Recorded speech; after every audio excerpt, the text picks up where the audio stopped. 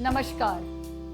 सभी पर देवी की कृपा हो, किसी पर थोड़ी पर हम पर कुछ ज्यादा हो, क्योंकि आजकल हम स्वयं को स्वघोषित कवित्री कहलवाने का प्रयत्न कर रहे हैं, जिसके लिए हर संभव जतन कर रहे हैं। वार्तालाप भी अब कविता के रूप में होता है, जिस कारण घर में प्रतिदिन कवि सम्मेलन होता है।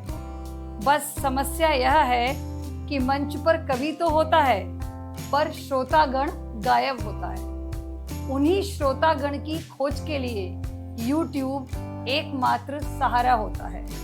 तो वार्तालाप सुनिए कि गृहिणी देवी पति देव से हैं कहती कि सुनिए प्रभु, मेरी कविताओं की रिकॉर्डिंग और एडिटिंग करने वाले गुरु, आज की कविता को FB पर पोस्ट कर दीजिए, मेरे नाम के साथ में टैग कर दीजिए और YouTube का लिंक भी ऐड कर दीजिए। इतने दीजिए के बाद पतिदेव ऊंचे स्वर में बोले, अब आप बस कर दीजिए।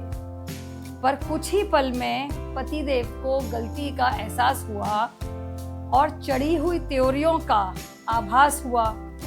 तुरंत ही शब्दों में मधुरता का वास हुआ। अब मधु में लिपटी बात को देवी तक पहुंचाने का प्रयास हुआ।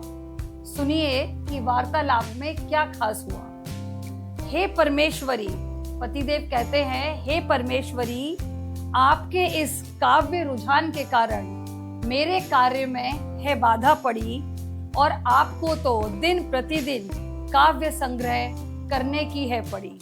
मेरी दुविधा भी समझें घड़ी दो घड़ी। आपकी कविताओं को एडिट करना है बहुत दुष्कर कार्य, जिसके कारण रुका पड़ा है मेरा शोध कार्य। प्रत्युत्तर में गृहिणी देवी बोली कि ठीक है प्रभु, अगर आपको हो स्वीकार्य, ढूंढ लेती हूँ कोई अन्य गुरु द्रोणाचार्य, शायद वही सुझा दें चैनल को मोनेटाइज करने का कोई उपचार।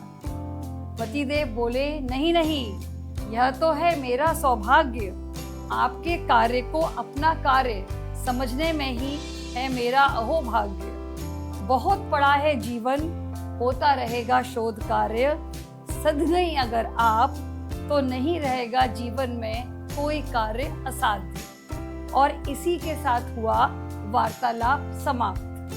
अगर हास्य रूप में आप भी ऐसे ही वार्तालाप करेंगे, संभवतः घर के सभी युद्ध टलेंगे। हो सकता है आप में से कुछ लोग चैनल को शेयर और सब्सक्राइब भी करेंगे।